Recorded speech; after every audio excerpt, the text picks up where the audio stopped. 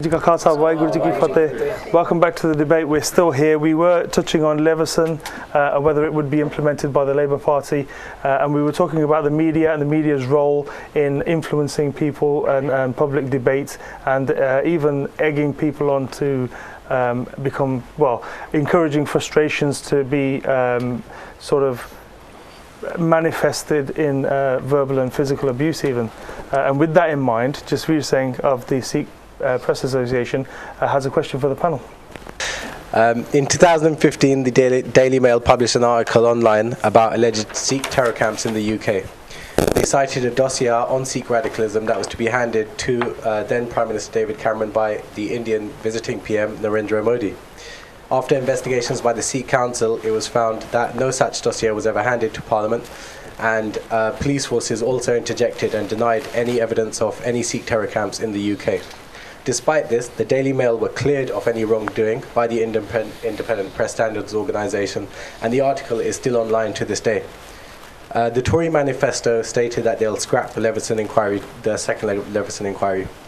Is this just a free pass for mainstream media organisations at the expense of organisations like the Sikh Press Association? And we also would like to ask, what will your parties do to tackle a regulation of corporate media malpractice? Thank you for that, Jasveer. Chris, please. I'll try and be brief, because we're going to try and be a bit briefer. Yeah. I think there's a number of things we need to do. We need to tackle the ownership of these big media conglomerates, so that needs to be sorted in terms of, you know, we've got tax exiles basically owning large chunks of our media.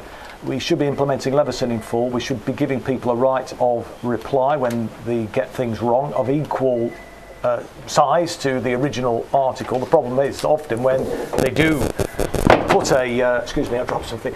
When they do put forward, an apology, it's very often buried away in side pages, so people don't really see it. So that needs to be sorted out, and I think if we could do that. But one, I think that would raise standards. But secondly, it would give that assurance that people can get their sort of right of reply properly heard and aired, and get the facts actually straight. So you think of reciprocation of prominence with regard to retractions of stories and apologies? But we also need to tackle ownership of the media as well. Yeah, but in the event that a misrepresented story or fact is financially damaging to those who were misrepresented, is an apology enough? No, it isn't, and I think compensation should be forthcoming, absolutely. And that would be legislated for? Well, I would certainly be pressing for that. Most certainly, I think that where people have suffered injury in that way, then it's only right and proper. And, the problem is, that type of remedy is only available to people if they're wealthy. And it should be something which is available to all of us. And if I could just add one point to that, that I'd like the panellists to speak on. What role do you think the Independent Press Standards Organisation can have in regulation of the media? Because a lot of smaller organisations, like the one that I work for, feel that they're either toothless or actually outright apathetic when it comes to problem issues that we kind of bring forward to them. I mean, this story that I gave an example of is massively tarnishing on the Sikh community, talking about terror camps in the UK. No such evidence of anything exists. And yet the article is still online today, and somehow the Daily Mail are being told that they're allowed to get away with this. They were cleared of any wrongdoing by the Independent Press Standards Organisation. So I'd like you to also speak on what role you think they will have in regulation. Have a role, because they are, a vested interest. They are effectively representing the powerful media barons. I mean, it's ridiculous. Self-regulation has been proven over and over and over again. How many more times? Do we have to sort of prove this fact that it does not work? You need independent regulation. And I know they rail against that and say, the freedom of the press. But, the broadcast media seems to manage quite well. I think it's really not on for you simply to blame this on the media barons. We're living in a world where fake news is being produced by governments. Donald Trump is tweeting every day, all kinds of fake news. They're supposed to be the head of the most powerful democracy in the world. We've got people being slandered. I work in the media, and it's kind of open house. And a lot of these big media companies, I'm not going to the ones, what's the responsibility they have as well? You know, if they're providing a platform for all kinds of fake news to be put out there, surely they have responsibility. So it's not just the bad ones. Samantha, would you like to say something? I would. I'd love to. Can I just add one more point just to that, just to on top of Absolutely, what yeah. Sorry, just No worries. Through our investigations, we found the reason why the Daily Mail were cleared of any wrongdoing is because simply they reprinted a story that was in Indian media. So the Indian media, as most Sikhs will be aware, often kind of portray the Sikh community or elements of the Sikh community in a way which fits a state narrative, and that's why the Daily Mail were allowed to get away with it according to the Independent Press Standards Organisation. So I mean, how do you even police that? Because that is exactly what Gurmukh was saying, that fake news doesn't only come from kind of the media, sometimes it comes from organisations like the Indian government. Yeah, well, that's a challenge, isn't it? Well, with regard to Ofcom regulations, what we're governed by, the BBC isn't. It has its BBC charter, so therefore it has different rules that it plays by. But with regard to print media and the laws of libel, the laws of libel and defamation is if you repeat something that is false, whether you knowingly repeat it or otherwise. So for the Daily Mail in particular to plagiarise or borrow from a known biased media source, should they not have some sort of sanction in the UK, even if their source is Indian? Well, I think they should, certainly, and don't let the perfect be the enemy of the good. I mean, yes, there are other challenges and other problems of fake news and all the platforms that are used for that purpose. But don't let the media barons off the hook, because they are culpable. Let's deal with that. We can deal with that. The other thing is more of a challenge, and we need to look at that. Let's not ignore it, and let's not gloss over it in that sense. But because because that is a challenge and maybe more tricky to deal with, don't let the media barons off the hook, for goodness sake. They've been let off the hook for far too long. So, I mean, I agree with the things that Chris has said about implementing Leveson and looking at the actual independence of the regulation that's happening there. So I won't repeat any of that. So, but actually, the point I was going to make builds on what you've just said. There is a political agenda behind what the press are doing here, and I think that's something that shouldn't be overlooked. There is a tremendous link between money and power in government, and you only have to look at the number of MPs who have links to private companies with contracts to do with the NHS, for example, or who are being lobbied by big hitters in the energy industry. And it's the same with the media. There is a very cushy relationship between the right-wing governments and the right-wing political parties and the right-wing media. And whether that's donations to political parties, whether that's deals for them to sit. I mean, don't we have a certain ex-Chancellor of the Exchequer who's now editor of the Evening Standard? And that I don't think he's doing her any favours, though. No, I don't think he does anybody any favours unless he was to go away somewhere far away. But there is a relationship there between those political parties and these newspapers. So there is a political agenda and a political bias. And the only way really that you can deal with that is by legislating around the funding of political parties to break that link between money and power. It should never be the case that justice and representation and democracy is available only to those people who can afford it. And that's the case we have at the moment. We do not live in a democracy. We absolutely do not. We live in the nearest financially based equivalent that you could come up with. It is a sham of a democracy where people buy power. And until we start dealing with that, and it does mean coming back to challenging, the monopoly held by the media barons over there, but it also means looking at that political bias. It does mean challenging that corruption there.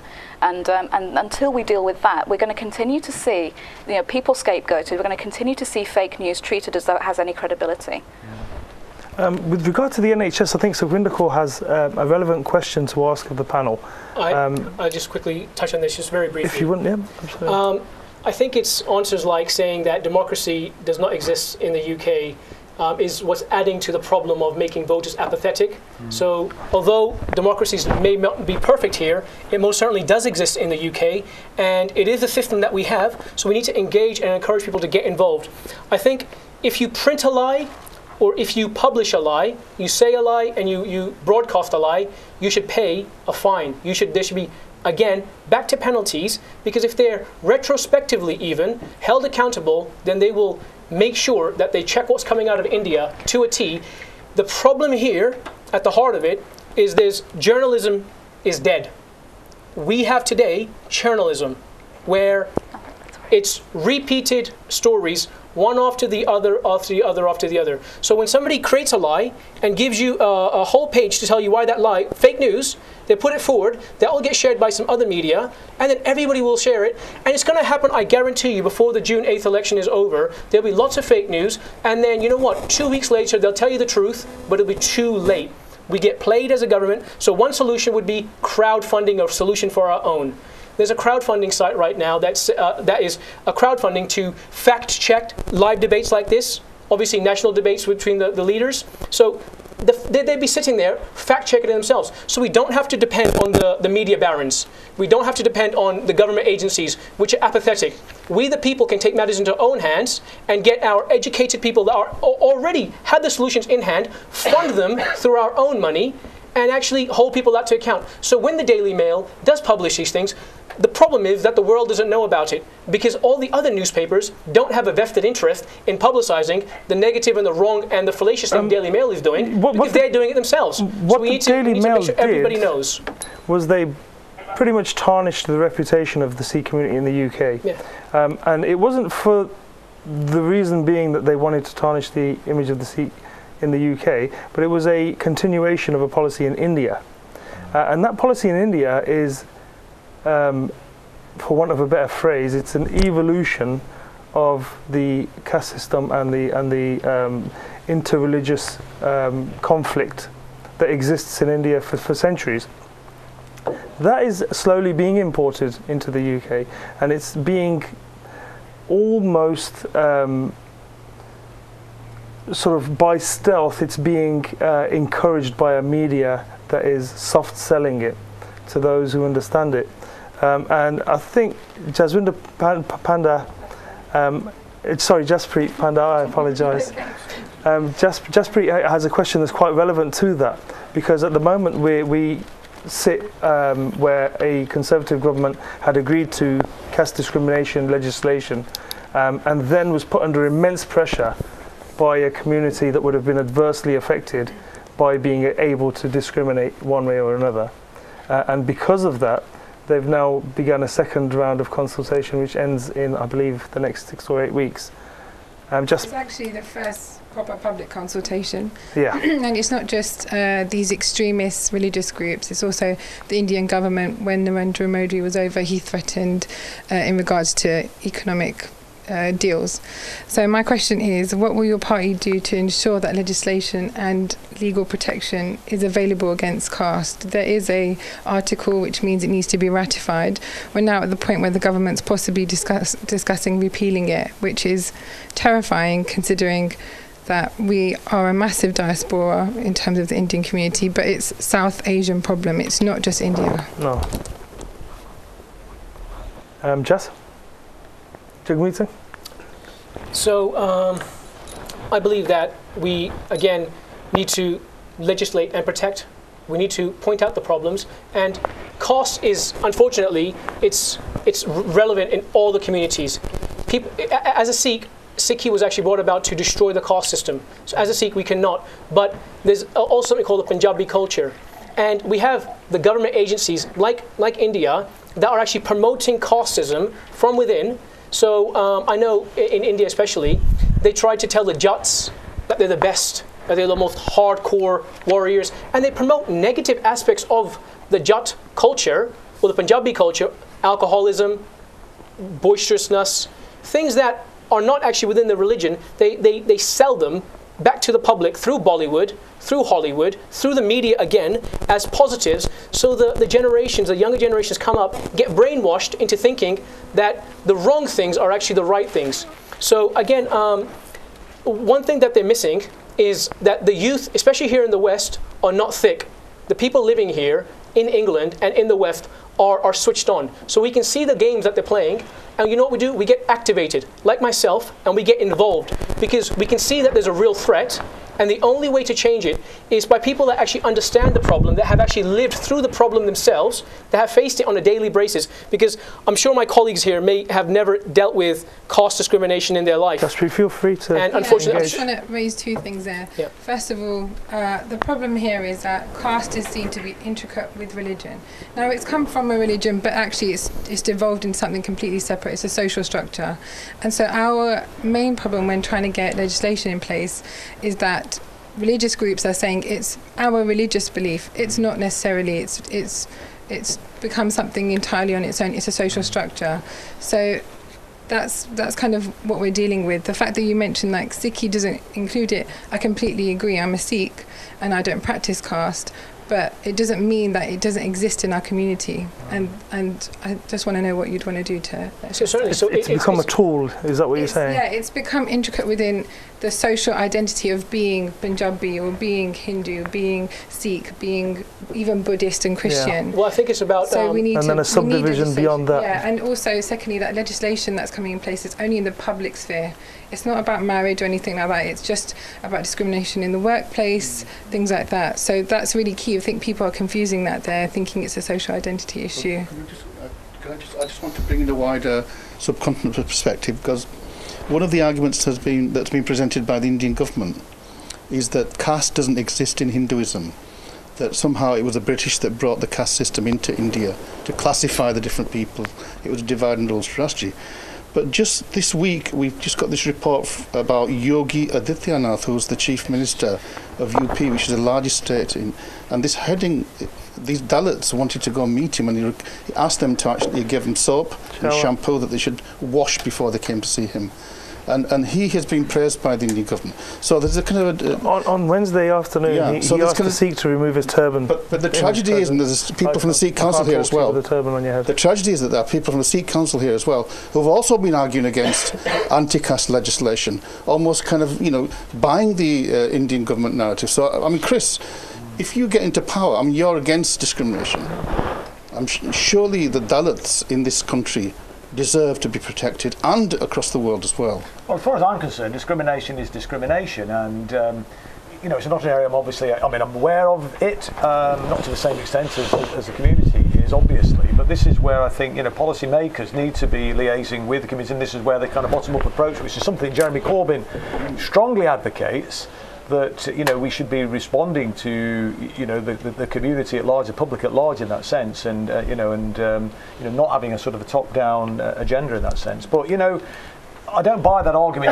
It's our culture, it's a religion, and all the rest of it. I mean, and the more extreme version is kind of female genital mutilation, which was often sort of excused on the grounds, well, this is cultural, and it's what we do, and it's just unacceptable. Abuse is abuse. Discrimination is discrimination, and I think policymakers have got to be sophisticated enough to be able to, and brave enough to actually take that head on. Chris, the legislation exists. It's not been ratified. Yes. So post legislation becoming law, it now has gone back to a consultation process, and that's under pressure. Indeed, well, that's the perception. Absolutely, the perception of it is it's under pressure from a particular community. Well, I mean, who are demanding that it be repealed. We've not mentioned the Conservative Party tonight, but I suspect the sort of kind of a sort of a post-Brexit agenda led by a Conservative government. They would be, I think, less willing to. The question is, will Labour oppose any kind of repeal of that legislation? Well, certainly speaking personally, I have to be honest, and I don't know what our sort of official position is on that. But I can help you though. Okay, cool, Jeremy Corbyn was actually the Labour representative within the all-party parliamentary group, so he's extremely aware of the issue with this, and he's an advocate for us. Can't mention it in the agenda there because there's strong religious groups that are fighting against this, but we know that personally he does have that agenda. Indeed. Well, listen, I mean, coming from us to the perspective that he does, and I think very similar to the perspective to my own. I think we'd be looking and pushing at an open door in regards to that. My concern, though, and the point I was going to make about the post-Brexit negotiations and trying to build these sort of trade deals, as it were, with India, they may, if there's pressure coming from the Indian government, that might make a kind of a Conservative administration, more willing to accede to those pressure coming from external sources in India, not to therefore go forward with the sort of legislation that you are, or implement or ratifying. Ratifying it. That you are referring to. So we've got to be brave on that, it seems to me, and that's where I think, you know, a Labour government negotiating a post-Brexit scenario would be one that would, you know, work in the interest of make the economy work for ordinary people again, and find ways of getting the best of both worlds. One, sort of protecting the rights of people whilst ensuring that we've got an economy that works for everybody, not just those at the top. Dr. Bogle, what is the Sikh Council stand on this subject? I think there is a consultation going on the 14th of June. Right. And it's going to be held at Birmingham University. There's a meeting going on, and we're going to be taking part in it and see what's going on there, really. Because in principle, you support the legislation that exists should be ratified. It should be ratified, but the legislation, of course, is not going to stop any of the discrimination on caste. If it's going to happen, it's going to happen anyway. Murder is going to happen. If you can't stop somebody murdering somebody, it's still illegal. You can't. It's illegal. But what I'm saying is, yeah, we are asking for changes on it, really. So we'll see how it goes. What changes are you looking for in particular? So we had a meeting with the Sikh Council UK, and the problem was that the NISA report, which is a government report, solely used Sikh examples, which is incorrect. That's not the right way to address that. But unfortunately, we had no feed into that, and neither did the main groups. That's obviously an issue. That's created another issue when dealing with the legislation, because it makes Sikhs seem as if they are the ones perpetuating caste. Absolutely, yeah. And that's a government, and that's made the council against the legislation, unfortunately. But there's nothing that we, as people who are trying to advocate equal rights despite caste, do you think that was by accident? Can do about that. Do you think that was a mistake? I think that's a massive mistake, yes. You don't think it was purposely done? No, well, I don't know if it was purposely done. To divide possible allies? I'm not sure, because I've got nothing to do with NISA. But if those had been anonymised, if there had not been a particular religion, that would have addressed the issue perfectly fine. And that's come out of this discussion now. Dr. Bogle, is that the issue? Is that the reason you're procrastinating? I'm not quite up to the point on these anyway, because obviously last time we had the meeting, we actually did decide that it does not exist in Sikhs, but there were some examples which came through, but it should not be a Sikh issue anyway. No, Dr. Bogle, in principle, does the Sikh Council agree that any form of caste discrimination, regardless of religious orientation, is wrong and should be legislated against to make illegal? Well, the thing is that legislation, if they're looking for it, then regardless of religion, in principle, any discrimination based on caste should be outlawed. Well, that's what they've been tackling racial discrimination on it. They've been tackling sexual harassment on it. Absolutely. So if they're looking for anything like that, yes, why not? Thank you. If we can, I'd like your first question, if you would. Oh, okay. Well, this is what will the candidates do to increase the Sikh representation in Parliament and in public appointments, and the current system controls through person specification and needs close scrutiny? Yeah, please, Samantha. I'm really glad that was your question, because that was sort of my answer to Jaspreet's question just now. It's talking about when you're looking at an issue like this, you have to look at who are the decision makers, who's making the legislation, who's making the decision about is this going to ratification, is this going back to consultation phase. And when those decisions are being made by people who are not affected by this issue, you can't really.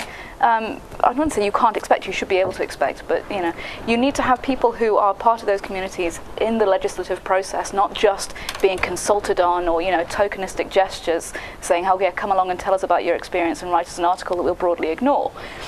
So increasing representation across the board in Parliament is incredibly important. And I think I'm going to come back to my tin drum about electoral reform again, and there is a very good reason for that. With the first past the post electoral system we have at the moment, it breeds laziness really amongst political parties, where you have so many safe seats where parties don't have to work particularly hard to put forward a candidate who can appeal to voters. When you have a proportional representation system and you have larger constituencies that will have more than one representative, but like we have had in the European elections, the pressure is on the parties much more to put forward a whole slate of candidates for their party that are representative and that appeal to people. It forces us to work harder to find candidates from the communities to have that diversity represented. And that's really a huge way to get more people into Parliament, part of that legislative process, at all levels of government, not just Westminster, but local government as well, and getting people feeling like their opinion matters and their vote matters, and that comes back to saying politics is something that we all do, we all participate in. It shouldn't be something that a bunch of old white men sitting in the House of Commons do. The Green Party are very good at these kind of platitudes around representation, because basically your philosophy is anarchy, isn't it? I mean, not entirely. In the last census, the Jedi Knights religion had about 300,000 votes. So so would you not discriminating, guys? So would you say that the Jedi Knights should also have proportion? And where do you go? You create fragment, and the politics of identity surely is not the right way to create cohesion. And Jagmeet Singh, I know that you're going to respond to this by saying you're acting out this, but surely by standing in a constituency where there's a good chance of a Sikh actually being elected and splitting the Sikh vote, you're actually working against the very aspiration that Dr. Pogel is projecting. I can address that point. Go ahead. Oh, wait, go ahead. Okay, that's fine. I mean, do Jedi Knights deserve to have special recognition?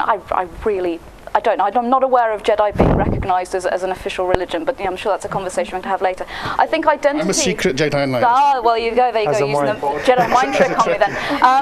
No, I wouldn't say that the Green Party advocates anarchy at all. I mean, we have some really bold ideas about how we, democratic reform, economic reform. We're not ashamed to say that our ideas are bold, because big change is what we need.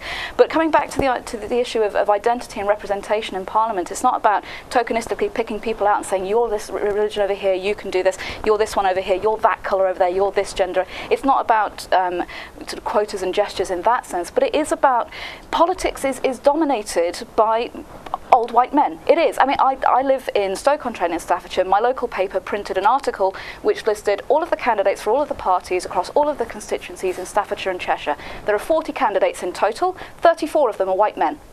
There are 6 women, not a single person of colour amongst anywhere, and that's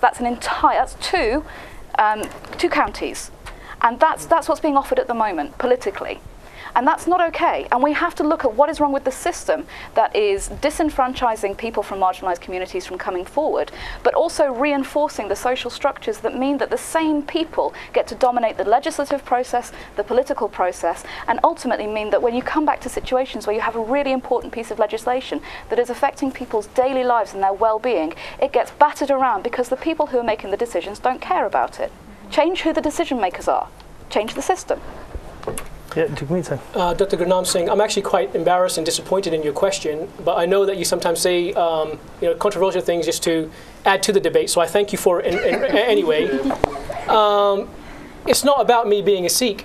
If there's another Sikh running in my constituency, which there is another Sikh, a Punjabi man from a Sikh family running in our constituency of Wolverhampton South West, does that mean I, as a Sikh, cannot run? I take you to Ontario, Canada, where Jagmeet Singh, the MP for the National Democratic Party, he is now running to be the leader of the NDP. MPP. He's not an MP. No, NDP, the National Democratic Party. No, he's a member of the provincial parliament. He's not a member of parliament. Okay, regardless, Jagmeet Singh, he's running to be the leader of his party and possibly the next prime minister of one of the biggest nations in the world. And that didn't happen because one Sikh happened to run that, because a whole bunch of Sikhs were running against each other and the best Sikh won. So I don't want anybody to vote for me because I've got a turban and a beard and I happen to be a Sikh. That's maybe the worst reason to vote for somebody. Don't vote for me for that. Please hear what I have to say. Our manifesto can be found on our website. It should be uploaded by tomorrow. The website is www.jagmeetsinghpanth.com. Go onto our Facebook page. Look at what the policies are. Because you know what? That Sikh that you mentioned, he is a Tory, and he was actually in power from December 2010 into December 2015. Find out what his voting records were. He voted against disability living allowances. He voted against the very people he's supposed to serve. He, to me, has very un-Sikh-like values. So what I hope to bring to Parliament, what I hope to bring to this debate, and what I hope to bring to our country is the values of compassion, of working hard, of sharing and caring and taking care of your neighbor. And I really don't care if I win, but I do care if our country moves in the right direction. And I implore every one of you, if you're not going to vote for me, vote for the Labour candidate in my constituency, who's Eleanor Smith, because you know what? She's a black woman. More than that, she's a really decent human being. I have nothing against Eleanor Smith, but you know what? I have a lot against the Labour Party locally in Wolverhampton, because they have massively let the constituency down. The Tories and Labour are tearing Wolverhampton. The incumbent's the Labour, yeah? Sorry? Isn't the incumbent for Wolverhampton South West? Well, certainly. So I would say that the problems that Wolverhampton, of unemployment, of businesses closing down, of the horrible homeless issue that we're facing, and they call them rough sleepers, because maybe it sounds a bit better than saying the guy doesn't. These people have no homes.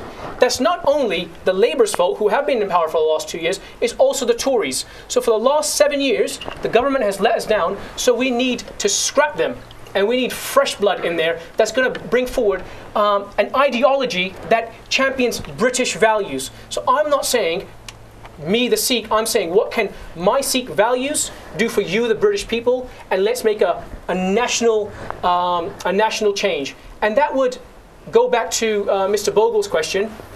I'm actually doing everything I possibly can do to address your point of no Sikhs in Parliament. But to be fair, I think I've done most of everything I could, and that was create a party, get local and national support, fundraise over £6,000. I think the point Mr. Bogle was making was, why should any community feel the need that they have to make their own party? Why are they not inclusive in the societies in which they live? You shouldn't have to make your own social club. You shouldn't have to make your own housing estates. You shouldn't have to make your own anything. That's the point. I'll answer that point. The people of Wolverhampton South West are in the very unique position to drive real change for the next generations, for the future elections. Because you know what, I guarantee you're going to see a lot more diversity within Labour and in Conservatives, and a lot more different values within Wolverhampton South West in the next election. It's already a guarantee, just by myself stepping forward. So we shouldn't need to, unfortunately, we should not need to go create our own parties. But the fact is, within the system that we have been given, I didn't create the system, I've just researched it, learned about it, and I'm using the system. Instead of being apathetic, sitting at home and saying, let these people deal with it, I said, no more. I can't trust them to do it. I have a responsibility to my constituents, to my family, to my neighbours, to every marginalised community, and to the British public. And as such, I want to encourage everybody, make your own political party and get reinvigorated, and force the people at the table into a corner, and force them for the next 5 years, next 10 years, to change their ways. And I guarantee you, if you get involved now, it'll be a better day for our children. Okay, Dr. Manjeet Kaur, I fear he's answered your question. So I'll ask you to ask your question to the panel anyway. And if Chris, you could answer first, please. Yes, my question is a bit different from the committee, but this problem is national problem. I'm from Coventry Rape and Sexual Abuse Centre. This is from Cressack. Since 2009, we have seen a threefold increase in demand for our services. In addition, since 2011 and 12, we have seen 134% national rise in reported, I will say 134% national rise in reported rapes to the police, and yet the conviction rate for rape remains static at around 7%. You might know all. Given this context, how would you and your party seek to address sexual violence and abuse? I mean, it's an important area, and I think one of the things now is that people feel more confident about reporting this abuse. And that's not to say that there's been a huge rise. I think you probably agree with me on that. These things have often been swept under the carpet in previous times. So, in a sense, it's progress that we're seeing, that people are feeling confident now that they are coming forward. There is an issue, obviously, though, about successful prosecutions, but we also have to be careful that people, justice is done, and that people don't end up with false convictions. But I think again, resourcing is an issue, and being sensitive to this issue in terms of policy making is, it's a very difficult and tricky area, I think. And I think we're sort of you know, in a way, a start of a, well, maybe not the start of a journey, but sort of along, somewhere along the journey. We haven't quite got anywhere near the destination yet in that sense. And I think it comes back to behaviours as well, and addressing the behaviours and the culture that actually leads to the abuse taking place in the first instance. Legislation is important, but ultimately, you know, you want to change behaviours, and that's, you know, culturally something. Chris, is it anywhere similar to the situation around racial and religious violence, where we're seeing this non-stigmatization of a social trend, and that it's actually encouraged by the media to sexualize women and girls? Well, I mean, that's been an issue for a long time, the sexualisation of women and girls. I mean, but is this the result of that sexualisation? To some extent, maybe. I'm not sure that's maybe just a bit slightly too simplistic. Absolutely, of course. That is the reason, and no, a factor, not the reason. I wouldn't suggest that. But I think we can beat ourselves up, because I mean, I think, you know, we have made huge progress actually. Socially, not in terms of attitudes. It's static at 7%. No, in terms of convictions, but just in terms of attitudes. Attitudes to race, attitudes to women. I mean, things that, compared to the sort of 60s or 70s, the situation... gone up 134%. But I think attitudes, though, are shifting and changing, and we've got to go further down that road, it seems to me. And I think there's also an issue, just coming back to Jagmeet's point earlier on, about, I mean, in terms of, you know, decency and compassion and so on. I mean, I'd like to come and join the Labour Party, because that's very much our kind of programme now in that sense. So we did try. We put a lot of good people through to Labour, but they're playing dirty politics, and they just put somebody forward that actually looks good on paper, that has no intention of really winning, which is unfortunate. So Samantha, let the Labour Party sort themselves out. Is sexual violence and rape something that is important to yourself? I mean, as a woman, as a survivor of sexual assault, it's something that I feel personally is far from somewhere that we've come on leaps and bounds with, actually. That there's a huge societal problem. I mean, we live in what many people justifiably call a rape culture, and you only have to look at the proliferation of rape jokes. You know, you have university campuses where they almost turn it into a game, this idea of what is and isn't consent. And again, that is replicated in the media. We have phenomena coming now of stealthing and things exactly, of that nature. Yeah, and it's absolutely horrendous. And I feel in many ways do you feel it's trivialised? Totally trivialised. And I think, you know, one of our manifesto pledges is about implementing a UK-wide strategy to tackle, you know, gender-based violence. So that's domestic violence, sexual abuse, FGM, trafficking. You know, we need a UK-wide strategy to actually look at that, to increase conviction rates. And again, you look at it, it comes back again to who are the decision makers in this, and then who's actually implementing this. When you have judges in courtrooms who are making horrendous comments, victim blaming, you know, talking about what was the victim wearing, how are they behaving, were they drunk, and then again, what the sexual history is now. Yeah, it comes up all the time, and it is used, and victim blaming is a huge problem that contributes not only towards a low conviction rate, but towards perpetuating these societal ideas that somehow a woman who is raped is culpable for something that's happened to her. The only people who are ever to blame for rapes are rapists, 100%, nobody else at all. You know, but we see this again reflected. I'm going to come back to blaming the media again. Just look at what happened. You know, the media, it took a few hours on Tuesday, there's the horrible news broke about what happened in Manchester. Just a few hours for the Daily Mail to print an article saying that Ariana Grande's concert had been targeted by this person because of the outfits that she wore on stage. Yeah, absolutely. And they blamed her right there. They overtly sexualized a young performer, and they blamed her sexualization for the attacks, which killed 22 people. I mean, that's disgusting, and it is indicative of this culture that we have, which denigrates women. I'd like to false allegations. I heard this morning. Was false allegations? You know, 7% conviction rate. We said. So, what about these false allegations? I kind of just want to add on to that, actually. We always use that fear of we're gonna maybe accidentally convict somebody who may not have convicted rape, and the false allegations percentages are so low compared to the amount of victims and survivors there are out there.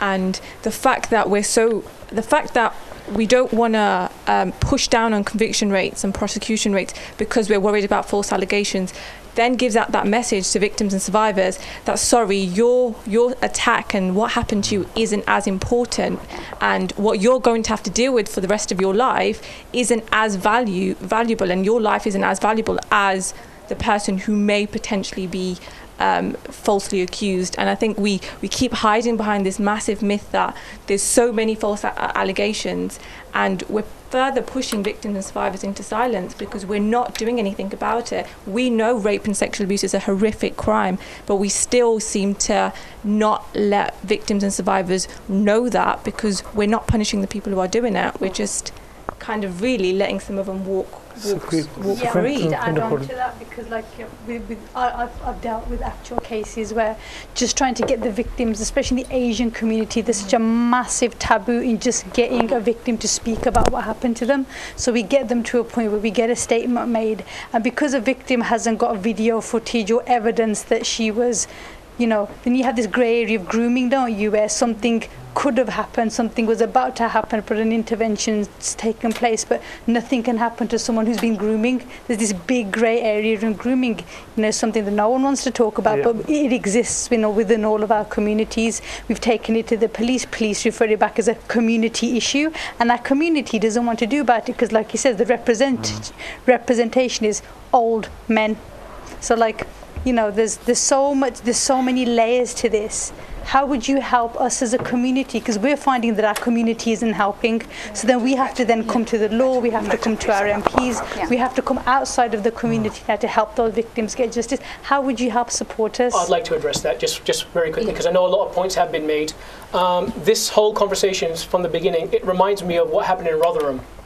Rotherham, where the grooming of young children, our babies, went on for decades, and everybody denied it.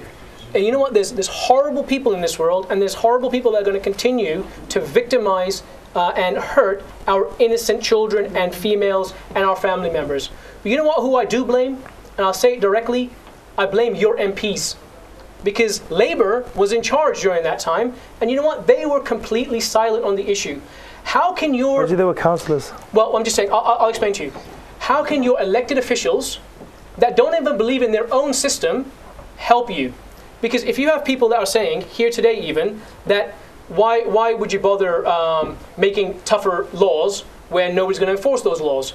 We need a holistic approach where we are having such stringent, strict laws and punishments. We need punishments that you wouldn't even think twice in your mind of hurting a child or a woman. You would not... No, one second. If you must have that first.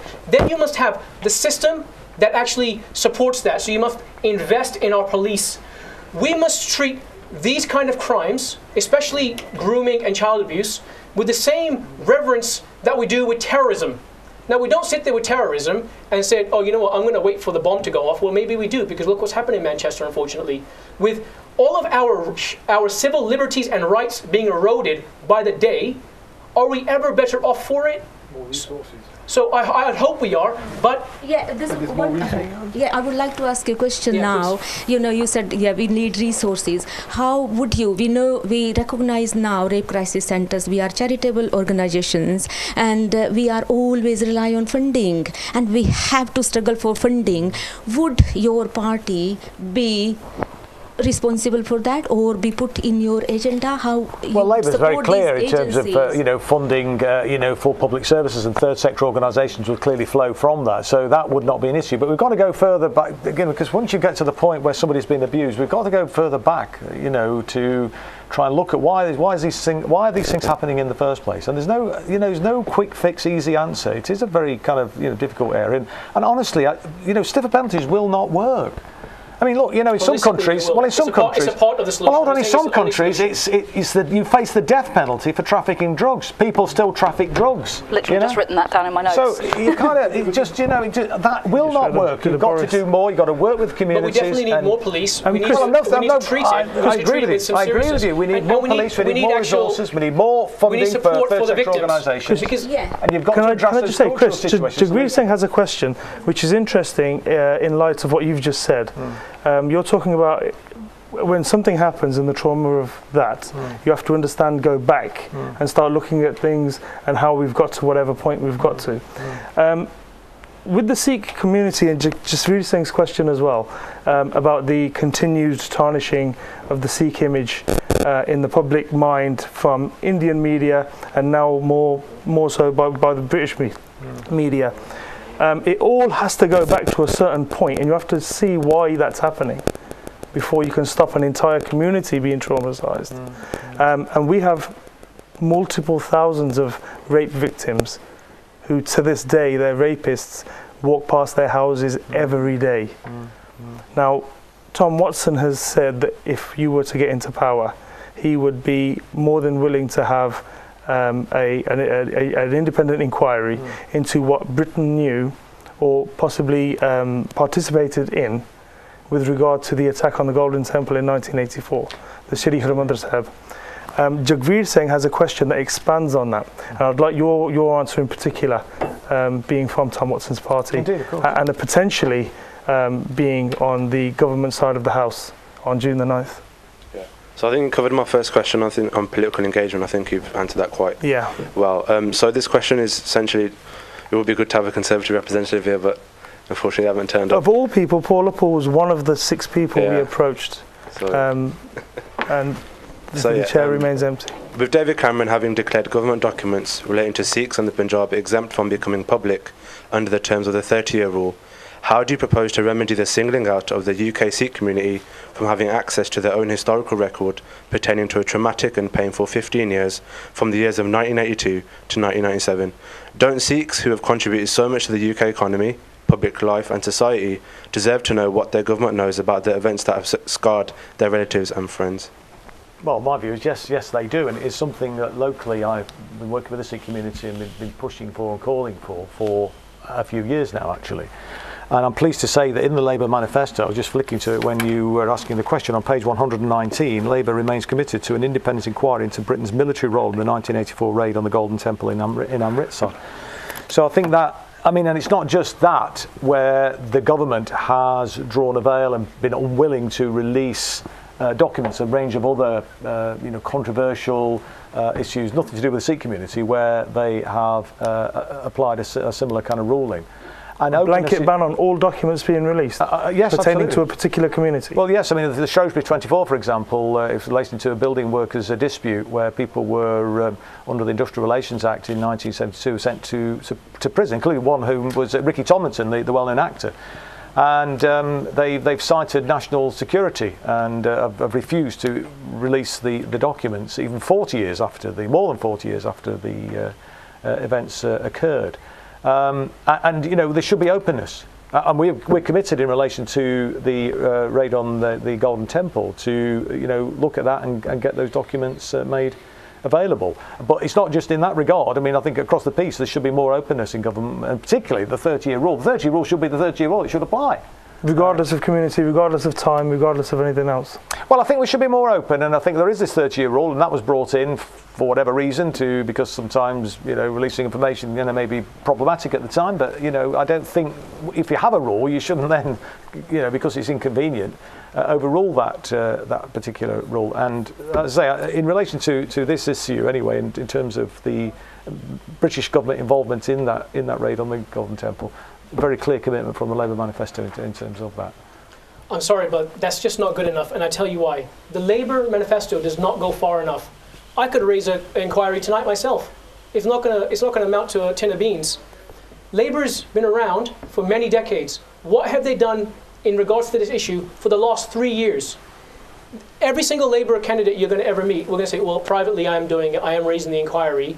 This is not a Sikh issue. But it wasn't privately I did it. No, excuse me, I'm saying, publicly. When I say public, what I mean, what I want you to have done is band together as a Labour Party. Well, we've done that. Excuse me, not today. Well, I'll tell you why that doesn't go far enough. Because everybody lauded it, everybody applauded it when that manifesto was released last week.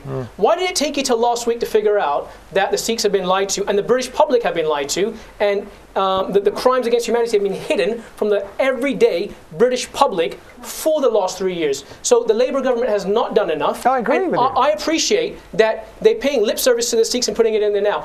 I pray. I think that's unfair. Lip service. I'm telling you I believe it is. We have a new leader of the Labour Party who was elected in 2015, and I think it's unfair to say. No, I just want to. Jeremy Corbyn has never paid lip service. I just want to finish up. Suki, if you just give me one.